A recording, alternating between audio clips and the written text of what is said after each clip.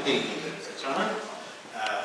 Now, we're going to talk about Józef Elsner, a composer who deserves to be much better known than he is, in fact.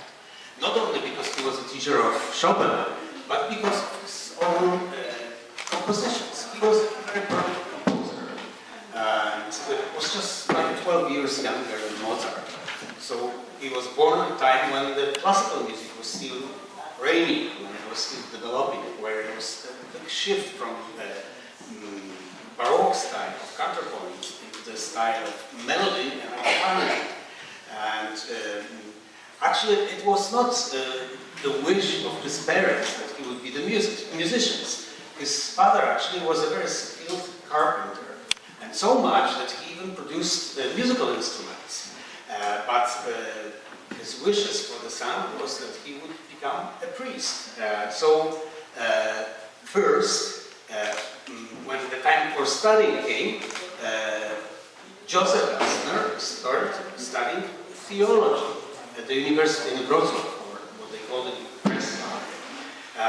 He was born actually in Silesia, in the town called Wrocław, and because of the German influence, for many years he was actually speaking only German. Only when he became about 30, he perfected Polish language so much that he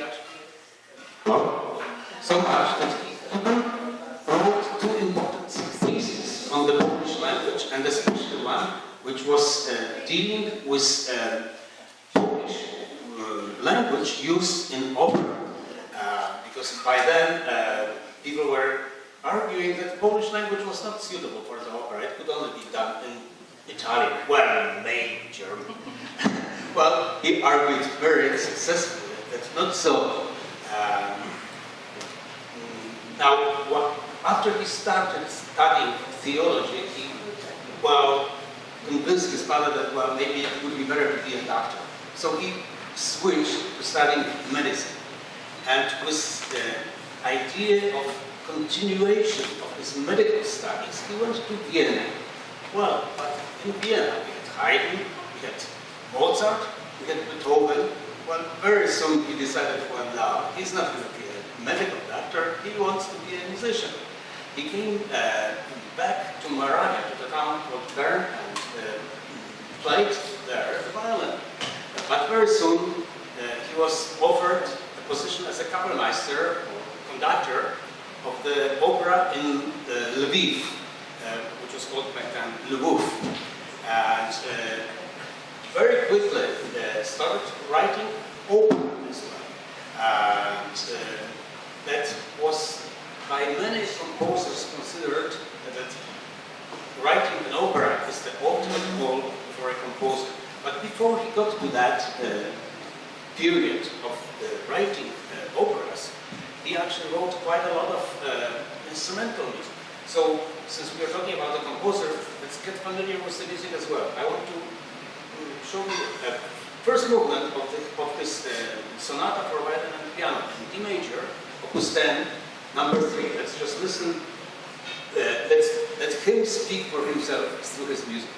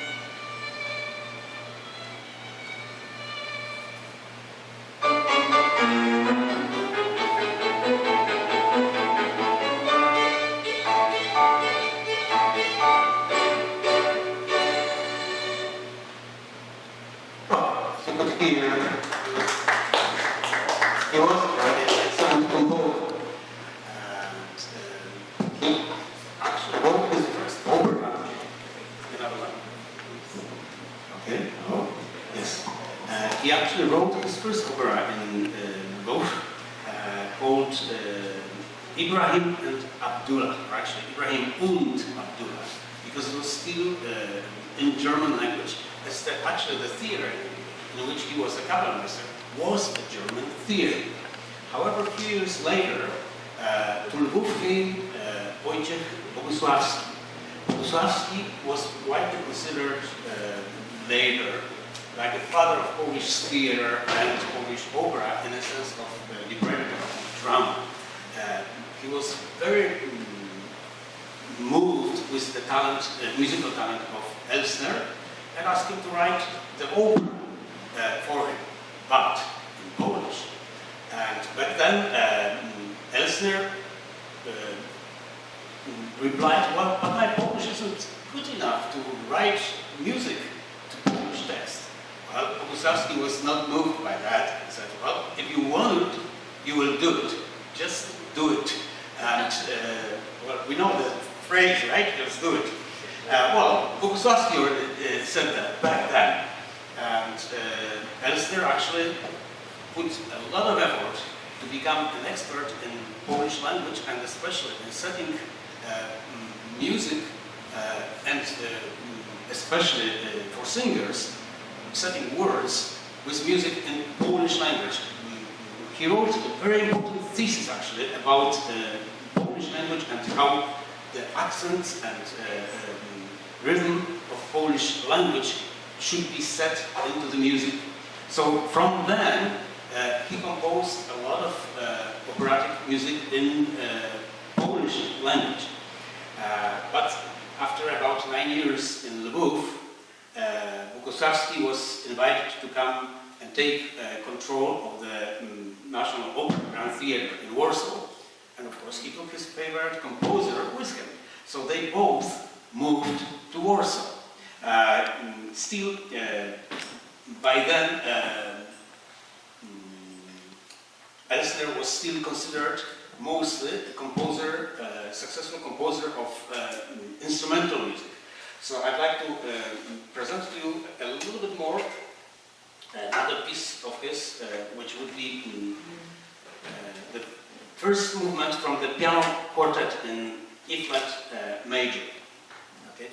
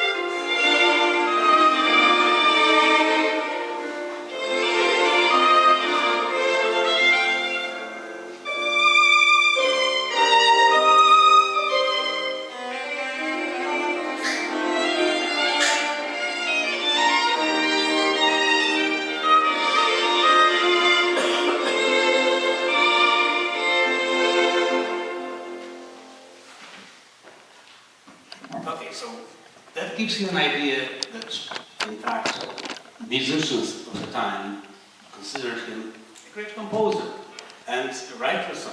But already in Lvov, he started to be very active also as a teacher, and created a conservatory in Lvov, and then did the same thing in Warsaw. Together with Bogusławski, created a school of drama and music, and then it separated. It was actually the school which later became conservatory, and now it's called University of Music, named by Chopin, bearing the name by Chopin. Among his students in composition were future composers, very considered, but the one outstanding was Chopin, when he was just a teenager. And Elsner quickly recognized him. He was the first one who wrote that, well, that student is a genius. Later, Robert Schumann repeated the same thing. Said, well, ladies and gentlemen, hats off, because this is a genius. And Chopin studied with him not piano, but only composition. Yet he cherished very much the friendship and knowledge of his teacher. So he wrote letters to Elsner, even when he was at his highest peak of his career. And while Elsner was this elder master, and when Chopin was leaving as 20 years old youngster for Vienna and then for Paris, Elsner actually wrote an oratorio for saying goodbye to Chopin.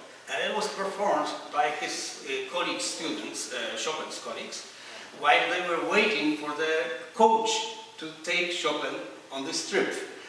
So it was very nice, and Chopin always remembered how much he owed to Elsner in this respect. Now, he was actually a very prolific composer. He wrote altogether 38 stage works. Some of them were shorter works, some of them were quite lengthy. That included operas, for example, like Leszek the White, or Władysław I, called, like in English, the Elbow Height, Władysław Okietek, or Jagiello in Telchin, Jagiełło, the one from the Victor from Grunwald. He wrote some 120 religious works, and perhaps the biggest master of his work is The Passion of Christ the Lord. Wonderful work, which I actually had the pleasure to conduct several years ago in Warsaw. Unfortunately, we don't have the recording of that, so I cannot produce to you any of the passage, but it actually is a great work.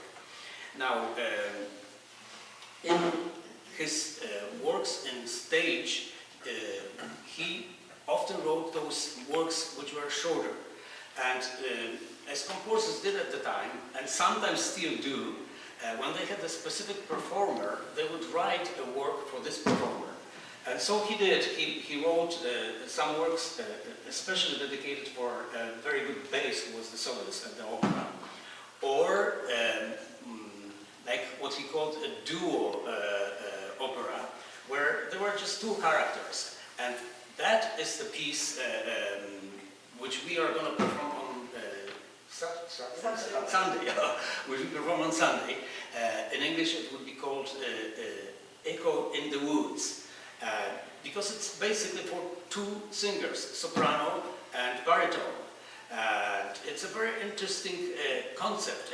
Reminds me a little bit of the plot which Mozart used in Marriage of Figaro, where the husband and wife find themselves jealous and suspecting each other of infidelity. Here we have a bit of a similar situation. It's set up in the country, and the heroes are a married couple. Lubin, who is a gamekeeper in the woods, and his wife, Dorina. Now, Lubin works around the woods and has his rifle, but, well, gets lost a little bit, okay? So, to cheer himself up, he pulls a bottle of alcohol. And when it's finished, well, he sings a little bit. And while he is singing, well, echo responds. And this echo is a woman's voice. And actually, as they kept going on, it showed some insults towards him. He disappears, and the echo comes out. It's a woman. That's actually his wife. But because it's dark, they wouldn't recognize each other. And a very interesting plot becomes entered. But rather than words, why don't we present a little bit of music